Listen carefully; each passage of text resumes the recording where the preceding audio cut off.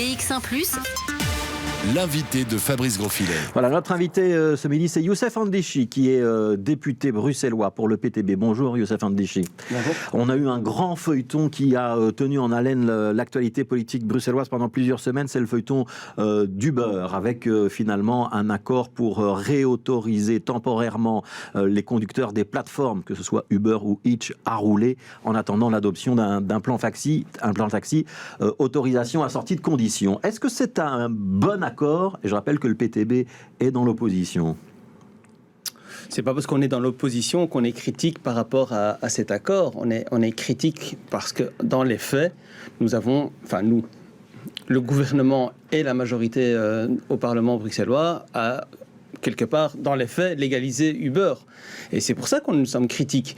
Il y a eu quelques mesures qui ont été adoptées, qui ont faire croire qu'on mettait une certaine forme de pression sur la multinationale, mais en fait, zéro pression. Et ce qui était illégal avant le sparadrap 1, 2, le 2 qui ressemble 1, en fait, on le légalise et il n'y a juste rien qui a changé. Ouais. En fait. Pourtant, vous êtes abstenu. Vous n'avez pas voté contre. Le MR a voté contre le texte. Le PTB s'est abstenu. Ça veut dire que le MR est plus dur avec les multinationales et les plateformes que le PTB? Non, c'est le contraire. Eux, ils voulaient encore aller plus loin et c'est pour ça qu'ils ont voté contre. Mais vous auriez pu voter contre si le texte était si mauvais. Pourquoi est-ce que vous vous êtes abstenu? Parce qu'il y avait quand même un bain social qui était là, qu'il fallait quand même pouvoir... faire un half de dire ok, ils ont besoin de travailler, on doit reprendre l'activité, et ça c'était important, aussi bien pour les taximans que pour les chauffeurs LVC. Donc ça c'est la situation qui, après 7 ans d'immobilisme politique, on était dans ce cadre-là.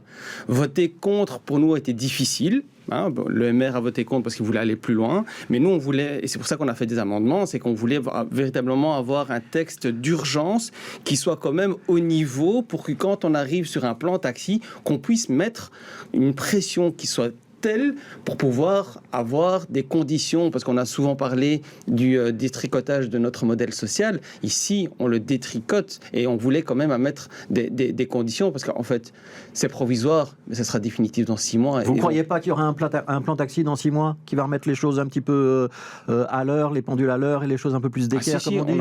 On aura, je crois, un plan taxi dans 6 mois, mais on sera toujours sous la menace d'Uber. Ouais. Et si le plan taxi ne répond pas aux exigences d'Uber, Uber redébranchera son application et on fait quoi? Il y a quand même un certain nombre de balises qui ont été mises. Le fait qu'on est obligé de prester au moins une vingtaine d'heures pour la plateforme. Le fait qu'on ne peut pas se comporter comme un taxi, on ne peut pas faire du maraudage, on ne peut pas... il y a un certain nombre de choses qui vont être interdites aux chauffeurs des plateformes. C'est pas un pas dans la bonne direction. Donc le maraudage, c'est clair qui est interdit. Ça, c'est vérifiable. Les 20 heures, je veux dire, aussitôt adopté, aussitôt contredit par des membres de la majorité bruxelloise. Et ici, défi précisément... On sait très bien que les 20 heures, c'est juste incontrôlable. Ouais. Même si on devait avoir accès aux données de la plateforme, parce qu'il est question que dans le plan taxi, on oblige les plateformes à libérer leurs données. Excusez-moi de sourire, mais exiger à Uber de pouvoir fournir les données du fond de leur business plan, je veux dire, au niveau européen, il ne l'a jamais fait, au niveau d'une manière internationale, il ne l'a jamais fait. Pardon, c'est pas à Bruxelles qui va commencer à le faire. Et effectivement, on aura quelques petites données, mais dans le fond, rien ne va changer et on n'aura pas véritablement le core business d'Uber en main. Et donc, effectivement, les 20 heures, on ne sera toujours pas à les contrôler. Et donc, effectivement, aussitôt adopté, aussitôt balayé, c'est pas avec des mesurettes comme celle-là qu'on va véritablement pouvoir reprendre en main le secteur des transports rémunérés. Qu'est-ce qu'on aurait dû faire? On aurait dû interdire Uber, Youssef Handechi? C'est trop tard, il y a plusieurs centaines de chauffeurs dont la vie dépend d'Uber.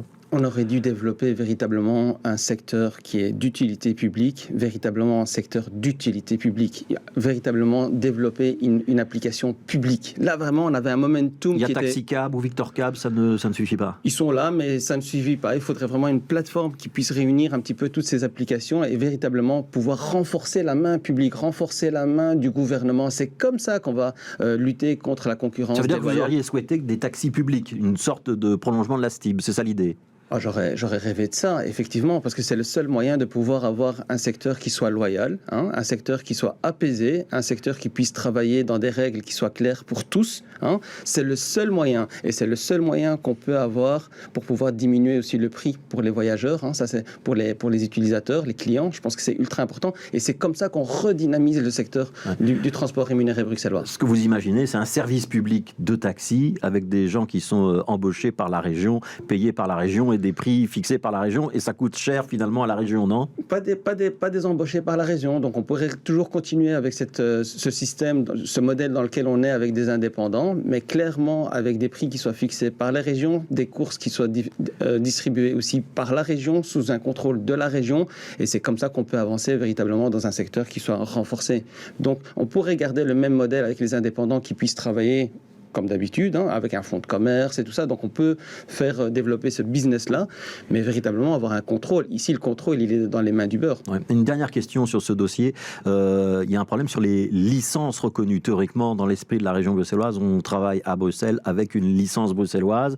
Le patron de Taxi Vert a d'ailleurs annoncé dans un débat ici il y a 2 jours qu'il envisageait de poursuivre Uber à nouveau parce qu'il y avait des chauffeurs qui ont des licences flamandes ou wallonnes qui travaillent de nouveau à Bruxelles. C'est logique ou c'est pas logique que ces chauffeurs-là puissent travailler à Bruxelles ? Écoutez, moi j'ai entendu dans le débat parlementaire que c'était ouvert à tous. Et cette majorité, le PS, Défi, Écolo, ont pris des mesures pour pouvoir harmoniser tout ça. Donc ici, j'entends qu'il y aura une lutte au niveau de la justice, de vouloir relancer. Moi, je suis un politique. Moi, je prends des mesures politiques pour reprendre à une situation qui est d'urgence. Mais donc, un chauffeur bruxellois qui choisit une licence wallonne ou une licence flamande parce que c'est moins cher et que les contraintes pour les véhicules sont moins importantes, il a le droit de travailler à Bruxelles ou pas ? Dans les faits, oui. Et dans votre souhait ? Non. Alors, l'autre dossier, c'est le logement. On a eu l'annonce hier d'un nouveau dispositif sur les logements inoccupés, avec un recensement des logements inoccupés. On parle de 16 000 à 27 000 logements concernés. Et Nawal Benamou annonce qu'il y aura des contrôles sur plus de 3 500 logements l'année prochaine. C'est un pas dans la bonne direction ou pas ? Clairement, c'est un pas dans la bonne direction pour répondre à l'urgence du logement à Bruxelles. Donc là, vous allez soutenir Nawal Benamou et le Parti Socialiste ? Mais quand ça va dans le bon sens, on soutient toujours. Quand on répond à l'urgence de la population, on va soutenir, évidemment. Mais j'ai entendu aussi sur votre plateau, Nawal Benamou dire... Je l'espère.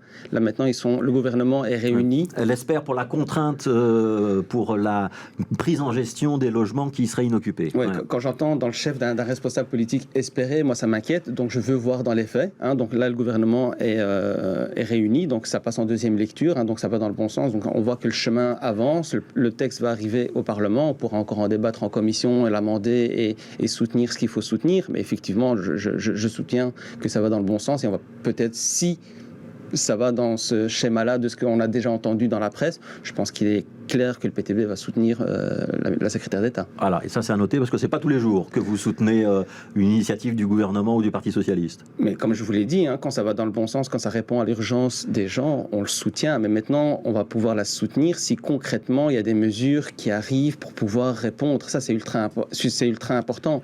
L'associatif, ça fait des années, moi ça fait 7 ans que je suis au Parlement, ça fait des années que j'entends l'associatif dire qu'il y a plus ou moins 30 000 logements qui sont inoccupés. Ici, il y a un cadastre. Nawal Benamou a fait un travail pour pouvoir impulser des chercheurs qui mettent un chiffre. On n'est pas loin, donc on voit que l'associatif est quand même une expertise importante dans le secteur. Et effectivement, si, et seulement si, il y a des mesures concrètes, on va pouvoir la soutenir et elle pourra compter sur notre soutien. Merci beaucoup, Youssef Andichi, donc député bruxellois pour le groupe PTB.